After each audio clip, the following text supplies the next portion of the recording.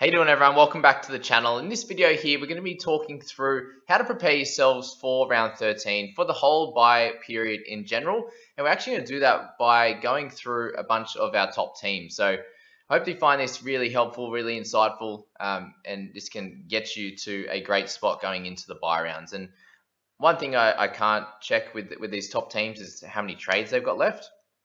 But yeah, we can have a look at their teams, see where they're at in terms of how many players they have ready for round 13. Have a little look at the people squad and go through a few different things there. So as I hope you enjoy this one. We'll get straight into it now. And how good's Booney going? David Boone 8399 for total points and got us by an average of 60 points per round. So and almost what's that, $1 million. So crazy work for Boone, and makes sense why your team value is so high. But let's jump in and have a look. And we obviously have all the teams that are playing in round 13, either in that section there, or we can have a look at the draw. So we will have a look at these guys. There's Dragons, the Broncos, the Tigers, Panthers, Storm, Titans, also the Knights and the Eels. And just remember, guys, that if you're a bit new to this, the Origin players, so anyone that is in these teams, especially Storm, etc., Munster, Christian Welch, these types of players, they also will not be playing for their club team during this round. So this is why it's really important to actually be thinking about this. If you're bringing in players from now on, being round 9, you have four rounds left until 13 comes. So it's like, okay, do I pick up these guys now, or do I wait maybe until they've played the first bye round and I can pick them up in round 14? So then from then on, they only miss one game for the rest of the year and they're a complete gun, and that might be a smart time to pick them up. So think about that, guys, coming into round 13 and as we're going through Booney's team there. So, all right, other guys that are going to be playing from this when we have the Knights are playing. So we have Brayley, Watson, Papali'i as our first three. The next three guys then won't be playing as their Origin guys. Schuster's got a bye. Cleary will be in Origin. You then have Avarillo. So do the Bulldogs play? No, they have a bye. Okay, so that's that one there. Opacek is there, so that's 4. Hampton's out. Trebojevic is out. To'o is a maybe, but I'm happy to pick him as someone that's playing. So there's 5. And then you go to the bench, and we've got Peachy for 6, Laurie for 7, Simpkin for 8, Itoyi Kamanu for 9, and possibly Momorowski for 10. We'd hope so anyway. So currently sitting there with 10 players, and I think my suggestion for your round 13 bye would be to have approximately 13 to 15 players, depending on I guess how many trades you got left. If you're someone that's sitting at 26 plus trades right now, then I think you might be able to get to 14, 15 in this round. But if you're sitting at 25, 24 and under, so you've used a good chunk of your trades, with the max trades at this point being 20 remaining, then I think somewhere around the 13 mark would be ideal. Because if you get yourself to 17, if you use every available trade, I believe there'll be 2 in 14, 4 in after 15, and then 2 again 16, 4 again in 17. You'll be able to get yourself from 17 in round 13 to 16 in round 17. But that obviously requires, 10 trades in there, 12 trades after round 13 to get there. And if you're already sitting at 20, you then have 20 right now, which means you're probably going to use 7 to 8 over the next 4 to 5 weeks, and then 12 over that period to max trade it. You then have no trades for the last 8 rounds, which is a terrible strategy. You might score well during the bye period, but then you've decimated your team to get there. And that's something really interesting to think about. What the ultimate goal is, and especially if you're a head-to-head player, is just getting as many guns in your team as possible. So if you're a head-to-head player, this video isn't going to help you as much, as we're looking for more the classic overall. But head-to-head players, you won't have to worry about round 13 and round 17. Usually your competition will have buys in those 2 games. So right now you can still pick up those. You could even possibly pick up a Reece Walsh and these types of guys that aren't playing in round 13, just because you're looking for cash generation to then upgrade some of the other guys. And if you're a head-to-head player, then you're maybe holding a Toya Kamanu or an Alvaro. These types of guys you probably don't even have to worry about, because I'm thinking about holding them mainly for the bye period and then moving them on, whereas you could just happily move them on as you go along. So think about that as a head-to-head player. But the overall players there, yeah, I spoke about this team here with 10. They're in a pretty good spot. Holding Mom and Pap was a really smart effort, and especially with the crazy team they've got.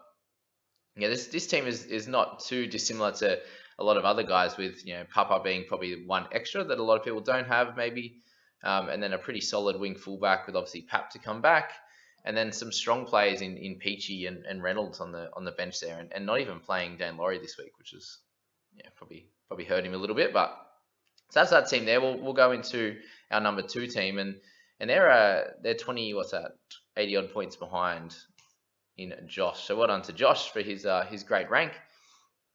And we'll see how these goes. And just remember, guys, that a lot of people even that are scoring well currently, I've had a few people message me saying, "Oh yeah, I'm currently sitting about 100th, 200th, 50th, whatever, but I'll lose heaps of spots over the bye period because I'm not playing overall." So think about that as well. You're going to make a lot of extra ranks if you're actually putting some time into this. But all right, let's go into it. Brayley Watson, yes. And when we talk about, so Harris isn't playing round 13, but he's an awesome bye period player because he only misses one game. You're not worried about him having to back up from Origin and stuff like that. Just think about that there. So those two, we got Peachy is 3, Laurie is 4, Papa 5, Alvaro 6, Stefano 7, Mane 8 possibly, and then that's it. So Torpenny's an interesting one that's just sitting on this guy's bench, doing nothing, which is good signs for us coming through that there's no cash generation there, for example, but also someone that's not going to play. Well, he shouldn't play in round 13, or won't play in round 13 especially, but there's a chance that he doesn't even play round 17. So it's just that proper red dot very early. So obviously 337k, he still has a chance to trade him out, but two less players in this squad, and obviously holding Mom and Pap as well. But God, how strong is the interchange? Far out. And you got Harris, Fafita, Haas, so Haas instead of Crichton that most people would have, and then Papa, Munster, and Marnie on the bench is full on. Yeah, solid squad, and you can see what happens if you get off to a good start, guys. But it's very, very easy to make some silly trades from here on in and stuff up and go backwards in the ranks. So there's that one, and then we'll go to Stacked Asbro with Brayley, Papali'i with 2. Collins have to be traded out. You got Lucy for 3, Opachik for 4, To'o 5, Laurie 6, Watson 7, Stefano 8, Simkin 9, Alvaro 10. So again, most people are sitting there with 10, and what's going to happen this next few weeks is really important as to the types of trades you make. Are you making trades to just get good scoring and not worry about the buys, or are you making a couple of strategic ones where possibly you're picking up a keeper who plays round 13, because that's kind of the smartest way to do it, is making sure you actually pick up a keeper, or a strong cash cow that plays in round 13. And there's not many of those strong cash cows at the moment. Obviously, Simkin was a decent one a couple of weeks ago, and we'll have to see what happens with guys like Max Fagai coming into this week as to whether he's going to be playing and if he's going to get a good role and make some cash there. So that's kind of the thoughts, and we'll do one more with Jesse here. So we've got Brayley 1, Papa 2, Pangai 3. It's a good trade in. Nice work. Then we got Peachy 4, Laurie 5, Watson 6, Simkin and Utukamanu for 8, 7 and 8, and that's it. So yeah, eight players in this one, which is a little bit of an issue, and holding a bunch of players, O'Sullivan and stuff like that. So it looks like this team's had to make a bunch of trades, or would have made a trade or two last week that would have helped out the playing team and kind of has left O'Sullivan there. So it'd be really interesting to see what amount of trades that some of these teams have. And if you watch my channel, please let me know if you're one of these teams, and let me know how many trades you got, so we can all have a bit of an idea. But that's that one there, and then we'll move to the people squad and see where we are at currently. So 23 trades we've got. We've got Brayley Watson as 2, Moses 3, Peachy 4. We then have Laurie 5, Simkin 6, Spencer 7, Mom 8, Fui 9, Stefano 10. Yeah, so 10. So the majority of teams have got 10, and that just shows where everyone's at the moment. What type of players are you looking to bring in, guys? Because obviously we had my little spreadsheet there, and the types of guys that you might be targeting that I was thinking at. What do you have from the start? Opacek and Fergo as cash cows to possibly hold, and I think they're definitely guys you can hold, and so a lot of strong players in the Eel side. just be wary that if you're getting in a lot of these Eels players, that you're hoping that they're clear. They're clear holds for across the season. Just think if you picked up let's just say you picked up 5 Eels players and you hold them for the season, you then have 5 less guns in round 17. So if you take that straight away off the 21, then you're sitting at 16 players already.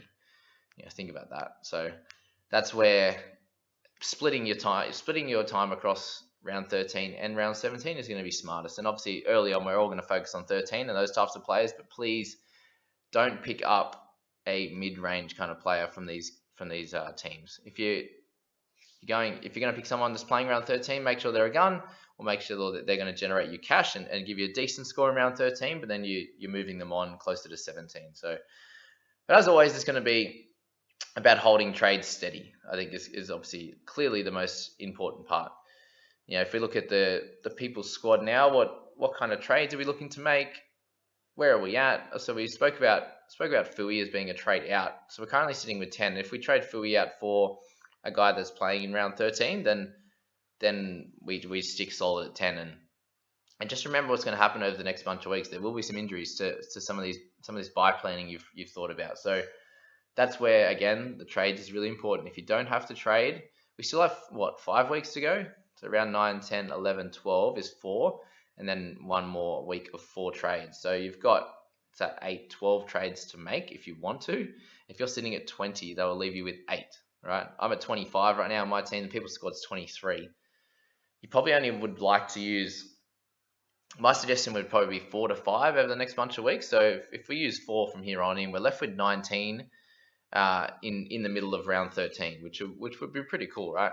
That's only 1 trade a week from now. And if we're making strategic trades, maybe one of those trades is to bring in a guy that's sort of a must-have cash cow that's not playing in round 13, but then the other guys would be looking to help us in round 13. And if that's the case, then we're sitting with somewhere between 13 and 14 players. And I think having 13 to 14, strong players there is going to be more important than bringing in a guy that's only going to play with that 1 week. So maybe it's round 13 comes along and a cash cow has been named and you just bring them in. I think it's probably too early to bring in a guy that is only going to play 1 game and then be a red dot for the rest of the year, because then you don't have him playing in 17 and he's not making any money for you and stuff like that. So think about that. If you have 13 to 14 really strong players, maybe if you have done it a little bit better and have been able to hold a Spencer or a Stefano, these kind of guys that are scoring in the 30s, then possibly you can have play 15 players or something, and you've got a couple of those fringe guys. But if you're looking to just get solely guns or close to it, then I think 13 will suffice. Remember, it's about the quality of the players in your team over that period, not the amount, right? Because you can have 17 okay players, or you can have 14 really good players, and the 14 really good players will score as much as the 17 or close to it anyway. And usually that means you haven't used as many trades and you've banked a few, and you can go from there. But yeah, I suppose that's all I kind of want to say at this point. Obviously, we're still 5 rounds out from round 13, but it's something to think about. I'm getting a lot of questions on how to navigate this period. We do get 4 trades in the middle as well. So after, I think it's for round 15. So 13, 15, and 17. For some reason they've given us 4 trades when all the international stuff's playing. So I don't know why they've needed to do that, but I think it's probably a good thing. If you're actually playing properly, then a lot of the guys will be trading hard in round 15 and will run out of trades very quickly. So there you go, guys. That's the thoughts on some of the Origin period stuff. I hope that really helps and is really informative, and we'll catch you in the next one, guys, with the team list. Have a good day.